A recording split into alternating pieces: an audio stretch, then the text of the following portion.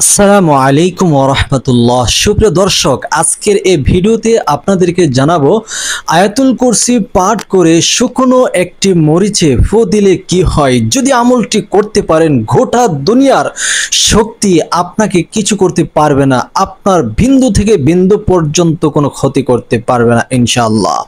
এত একটি শক্তিশালী কোরআনী আমল নিয়ে আপনাদের মাঝে হাজির হয়েছি। যদি ধৈর্যের সাথে আজকের এই আমলটি দেখতে পারেন, শুনতে পারেন, ইনশাআল্লাহ গোটা পৃথিবীতে যত শক্তিধর মানুষ হতে পারে, জিন ইনসান হতে পারে, যত কিছু হতে পারে, কিছুই আপনাকে করতে পারবে না ইনশাআল্লাহ। তবে সেই টেকনিক, সে পদ্ধতি কি নিয়মটা অবশ্যই আমাদেরকে শুরু থেকে শেষ পর্যন্ত আজকের এই ভিডিওটি দেখতে হবে, শুনতে হবে।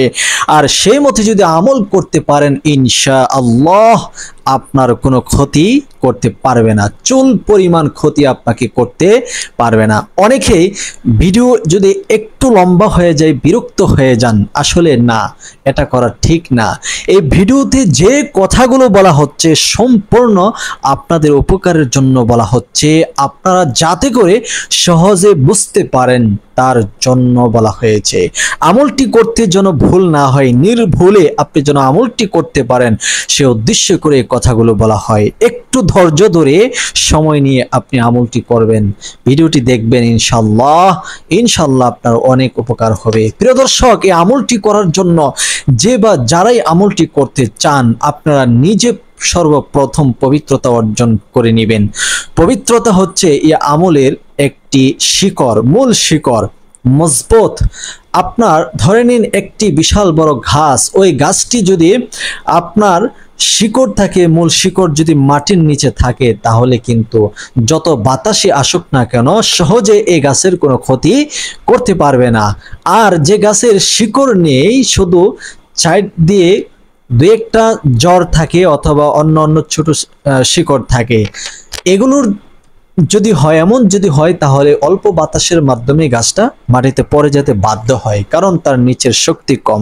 তেমনি ভাবে আপনি আল্লাহর দরবারে আপনার আমলটা গ্রহণযোগ্য হওয়ার জন্য, কবুলিয়ত হওয়ার জন্য আপনি ভালোভাবে ওযু করে নেবেন। ওযুর যে সমস্ত 4টি ফরজ আছে সেগুলোকে অবশ্যই আপনাকে পালন করতে হবে। আর সেভাবে পালন করেই যখন আপনি আমলটি করা শুরু করে দিবেন, ইনশাআল্লাহ আল্লাহর দরবারে আপনার আমলটা কবুল হয়ে যাবে।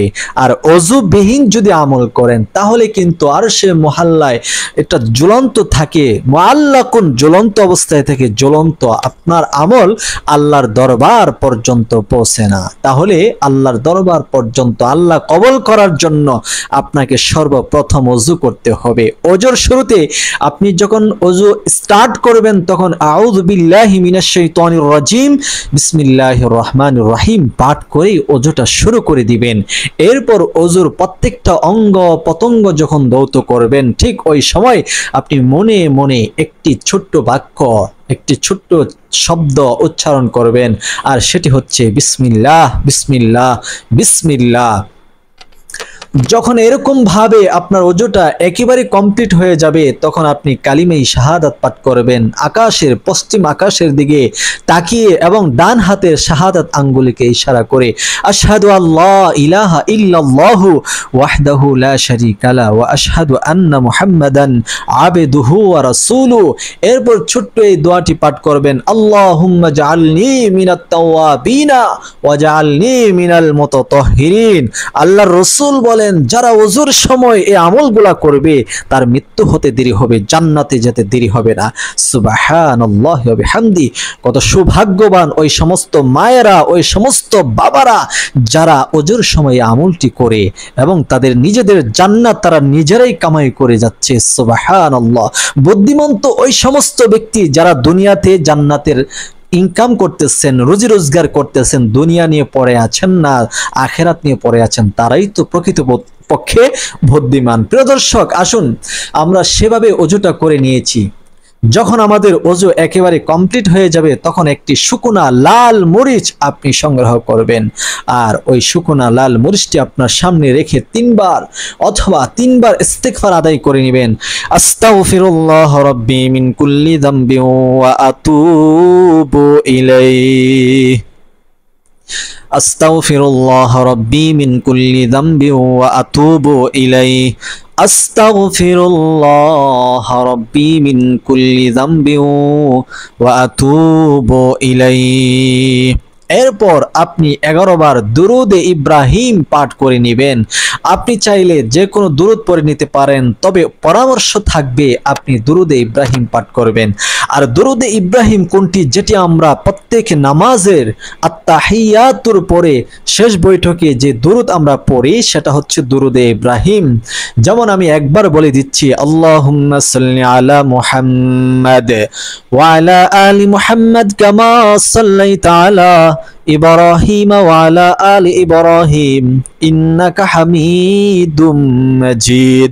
আল্লাহুম্মা বারিক আলা মুহাম্মাদ ওয়া আলা আলি মুহাম্মাদ কামা বারাকতা আলা ইব্রাহিম ওয়া আলা আলি ইব্রাহিম ইন্নাকা হামিদুম মাজিদ। এইরকম ভাবে দুরুদে ইব্রাহিম আপনি 11 বার পাঠ করবেন, অথবা অন্যান্য আরো যে দুরুদ আছে যেগুলা আপনার জন্য সহজ হয় সেই দুরুদ পাঠ করে নেবেন।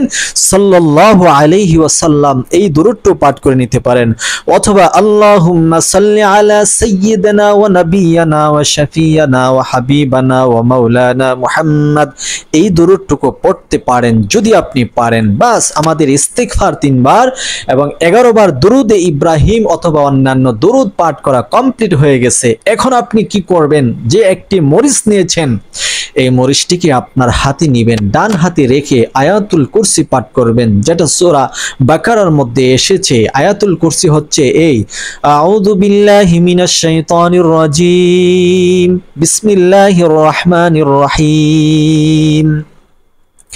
আল্লাহু লা ইলাহা ইল্লা হুয়াল হাইয়ুল কাইয়্যুম লা তাআখুযুহু সিনাতুন ওয়া লা নাওম লাহু মা ফিস সামাওয়াতি ওয়া মা ফিল আরদি মান যাল্লাযী ইয়াশফাউ ইনদাহু ইল্লা বিইذনিহি يعلم ما بين أيديهم وما خلفهم ولا يحيطون بشيء من علمه إلا بما شاء وسع كرسيه السماوات والأرض ولا يعوده حفظهما وهو العلي العظيم। যখন আয়াতুল কুরসি আপনি এই পর্যন্ত পাঠ করা কমপ্লিট করে ফেলবেন, ওই একটি মরিচের উপর একটি ফু দিবেন। যেমন যখন একবার পাঠ করা হয়ে যাবে তখন দ্বিতীয়বার আবারও পড়বেন, বিসমিল্লাহির রহমানির রহিম। আল্লাহু লা ইলাহা ইল্লা হুয়াল হাইয়ুল কাইয়্যুম লা তাআখুযুহু সিনাতুন ওয়া লা নাওম লাহু মা ফিস সামাওয়াতি ওয়া মা ফিল আরদ। এইভাবে আপনি সম্পূর্ণ আয়াতুল কুরসি পাঠ করে আরো একটি ফু ওই মরিচের উপর আপনি দিবেন। এরকম ভাবে মাত্র 7 বার আয়াতুল কুরসি পাঠ করে নেবেন, 7টি ফু এই লাল মরিচের উপর দিবেন। এরপর আবারও 11 বার দুরুদ শরীফ পাঠ করবেন। এখানে দুরুদে ইব্রাহিম বাধ্যতামূলক নয়, যে কোনো দুরুদ আপনি পাঠ করতে পারেন, যেমন সাল্লাল্লাহু আলাইহি ওয়াসাল্লাম এই দুরুদও আপনি পড়ে নিতে পারেন। এরপরে আপনি 2টি ফু মরিচের উপর দিবেন। প্রিয় দর্শক, এখন আমি আপনাদেরকে জানিয়ে দিব যে আয়াতুল কুরসি পাঠ করে লাল মরিচের উপর, শুকনা লাল মরিচের উপর এক ফু অথবা দম করলে কি হয়। বিষয়টি জানার পূর্বে আপনি যদি আমাদের এই ছোট্ট চ্যানেলে নতুন এসে থাকেন, দয়া করে চ্যানেলটি এখনই সাবস্ক্রাইব করে ফেলুন এবং ভিডিওটি শেয়ার করে সবার মাঝে প্রচার করে দিন। প্রিয় দর্শক, আপনার একটা শেয়ার, একটা কমেন্ট, একটা লাইক, একটা সাবস্ক্রাইব যদি আপনি করতে পারেন তাহলে আমাদের মনে উৎফুল্ল হয় ভিডিও নতুন নতুন কন্টেন্ট আপনাদের জন্য বানাতে, আপনাদেরকে উপহার দিতে আমাদের সাহায্য এবং সহযোগিতা আমাদের দিল দেয়, অন্তর আমাদেরকে সহযোগিতা করে। তাই আপনারা চেষ্টা করবেন এই কাজগুলা করতে। আসুন আমরা জেনে নেই এই মূল উপকার অথবা ফায়দা কি হতে যাচ্ছে। প্রিয় দর্শক, কোনো মানুষকে যদি জিনে আক্রান্ত করে, মানুষের নজর পড়ে অথবা বদ জিনের নজর পড়ে আপনি আবল তাবল অথবা যে ব্যক্তিকে করেছে সে উল্টা পাল্টা কথাবার্তা বলে কমন সেন্স তার পরিবর্তন হয়ে যায়, তাহলে ওই একটা মরিচের উপর 7 বার আয়াতুল কুরসি পাঠ করে ওই মরিচটা আগুনে পুড়ে ওই মরিচের দিয়ে ধোঁয়া আছে তার নাকের মধ্যে দিবেন, সে যখন শ্বাস টান দেবে তার দেহের ভিতরে যাবতীয় বদ জিনের আসর এবং যত বদ জিন রক্তে অথবা শিরায় শিরায় তারা মিশে গেছে, সমস্ত বদ জিন এবং খারাপ জিন তারা সব বের হতে চলবে এবং সব আপনাকে ছেড়ে, যে যাকে জিনে ধরেছে তাকে ছেড়ে তারা পালাতে বাধ্য হবে, যত বড় শক্তিশালী হোক না কেন, অথবা শক্তিশালী মানুষের বদ নজর পড়েছে, আক্রান্ত পড়েছে। আপনি যদি সে আমলটি করতে পারেন, বদ জিনের আসর, খারাপ জিনের আসর, মানুষের আসর, এগুলো কুধারণা, এগুলো আপনার থেকে দূর হয়ে যাবে, আপনি স্বাভাবিক হয়ে যাবেন, আল্লাহ আপনাকে সুস্থতা নসিব করবেন। এই আমলটা যদি করতে পারেন, পৃথিবীর সকল শক্তি আপনার কোনো ক্ষতি করতে পারবে না, চুল পরিমাণ কোনো ক্ষতি করতে পারবে না ইনশাআল্লাহ। প্রিয় দর্শক, যারা যারা আমলটি করতে চাচ্ছেন আপনারা কমেন্ট বক্সে 3 বার আমিন আমিন আমিন বলুন, আমি আপনাদের জন্য দোয়া করব। আল্লাহ তাআলা যেন আপনাদেরকে সকল বিপদ থেকে হেফাজত করেন। সকলে ভালো থাকবেন, সুস্থ থাকবেন। আসসালামু আলাইকুম ওয়া রাহমাতুল্লাহ।